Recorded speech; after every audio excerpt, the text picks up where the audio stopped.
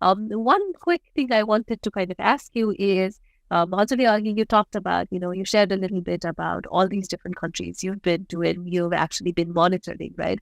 Japan, they can Kenya, they can all these places. And we also talked a little bit in terms of, kune countries, let's say they use education as an export, all of that. अहिले आएर सोच्दाखेरि, when you think about 2023 and Nepal, what is what is the one thing that Nepal could export? What is Nepal's brand, currently? Oh, so that's wonderful. We really need to think from that perspective. That's a very good thinking, Pritizi. Our typical brand so far has been a little bit of exoticism, natural landscape and beauty, and maybe a little bit of anthropological and cultural kind of richness and resources. You can only go so far with that. That's good for tourism. Our natural landscape is, of course, spectacular. There are very few places that can really surpass the beauty of Nepal. And the cultural landscape is also pretty impressive in Nepal. And the old culture, oldest country in South Asia, and lots of really good practices, diversity, music, dance, the way that we do things. All that is very important in terms of promoting tourism and bringing back some dollars and then also creating jobs. But that's only one thing that Nepal can offer. Let's say like Fiji, only 850,000 people, 160 islands. They have lots of other limitations. So they do the best that they can do from whatever they're doing. This is like Kenya, of course, is 50% more than our population. There's something like 45, 46 million people. It's a big country, a lot of resources again in terms of hydro, tea, flowers, all kinds of things. So they do manufacturing, they do tea, they do flour, they do tourism, like all these animal safaris. But this is like Tanzania also do education for Pan-Africa. They've got world-class universities where they hire teachers from India and many other places and have students like University of Dodoma had students from all over Africa. So Nepal it's a small country compared to our two neighbors, India and China. Both of them are almost 50 times as big as we are. But in the scheme of things, out of the 193 or say around 200 countries, we are a reasonable size. We're probably 35th in population and maybe 40 in terms of area. So we are a mid-sized country. We can become a middle hour if we had a really good income. 30 million is great. Places like Netherlands have 16 million people. Sweden has 8, 9 million people. Netherlands and Norway has 3, 4, 5 million people, and Singapore has 5 million. New Zealand has 5 million. All of them punch big weight in the system. So it's just that we don't have a good economy, almost 30 billion people. So the climate is one factor that we can use for, like, let's say medical tourism or other healing, therapeutical garden type of things. So tourism is given.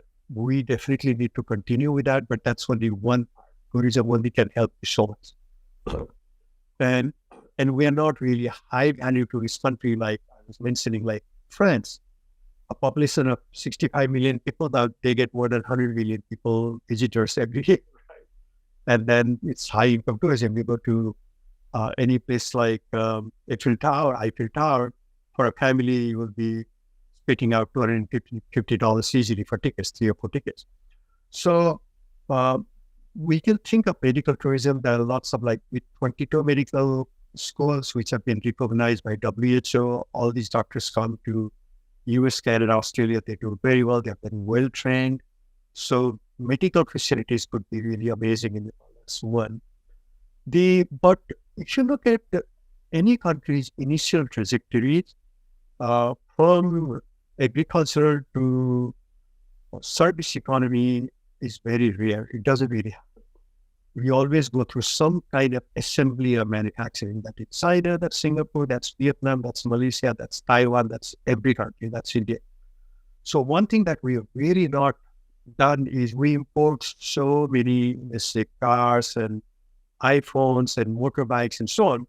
One of my economist friends was telling me that, hey, just like many other countries, we should only allow to import them 80% of those parts or the content. 20 or 25% should be made in Nepal. And because it's such a big market in Nepal, Nepal imports like 100,000 cars a year. They will set up a factory in Nepal to put something that we can easily make, like a tailpipe, one of the hoods, or so many things that we can make.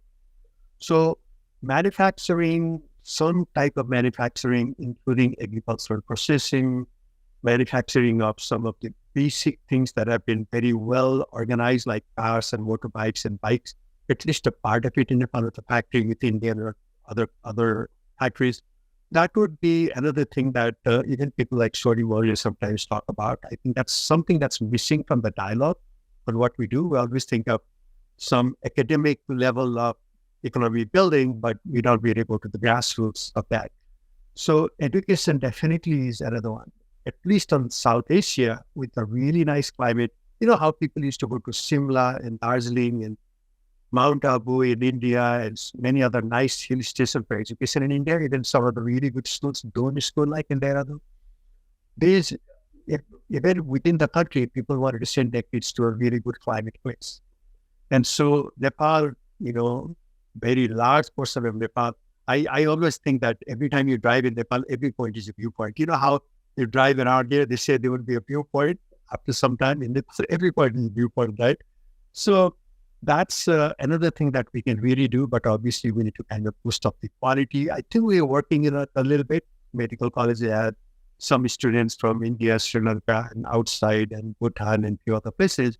But we sent a lot of students, a lot of money outside. Even this year, there are 170,000 no objection certificate given to students, 50,000 alone to Australia. And in average, one person going to Australia needs at least about 50,000 Australian dollars.